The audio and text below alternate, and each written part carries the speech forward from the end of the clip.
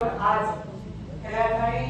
रामनवमी आहे आणि रामनवमीचं औचित्य साधून लोकसभेची होतलेली निवडणूक आणि लोकसभेचे असणारे उमेदवार शिवाजीदादा आढळराव पाटील यांच्या प्रचाराची सुरुवात आपण नारायणगाव राम मंदिरातून करत आहोत।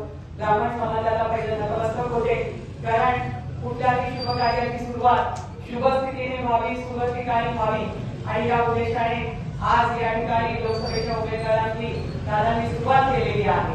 निश्चितपणाने देशाची मुला ज्यांच्या हातात आहे ते नरेंद्रजी मोदी यांचे हात बळकट करण्यासाठी, खऱ्या अर्थाने शक्ती ऊर्जा वाढवण्यासाठी अख्खी बार 400 पार या उद्देशाला अनुसरून आपल्या सर्वांना एक ठिकाणी काम करायचं आहे। नारायणगावची परिस्थिती मागच्या वेळची पंचवार्षिक म्हणजे नेमकी काय ते तपासलं तरी उमेदवार इथला असला तरी सुद्धा 50-50 झालं होतं।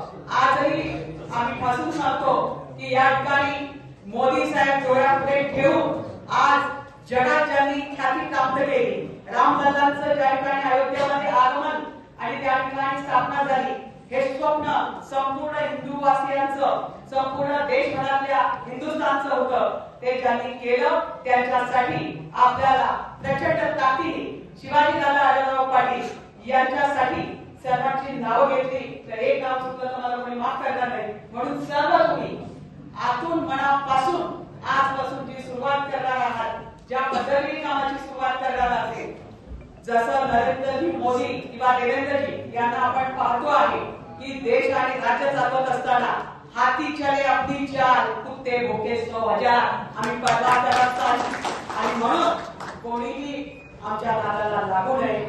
आम्ही आमचा प्रचार करतो आहोत, आम्हाला सांगायला इतकं, मांडायला इतकं वेळच नाही दुसऱ्याचं काही खोदून काढायला पण वेळ आली तर आम्ही निश्चितपणाने तुम्हाला तुमचा रक्षा उतरवल्याशिवाय राहणार नाही, हे सांगायला सुद्धा कमी पडणार नाही।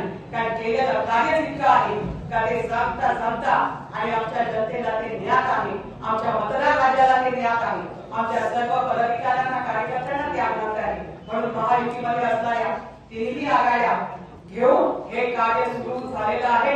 निश्चितपणाने विजय हा आजच निश्चित आहे की शिवाजीदादा आढळराव पाटील हे जुन्नरमध्ये लीड घेतल्याशिवाय राहणार नाही, कारण त्यावेळी आणि आजच्या परिस्थितीमध्ये फरक आहे। लोकांना कळून चुकलेलं आहे का मतदान करताना कुणाला केलं पाहिजे।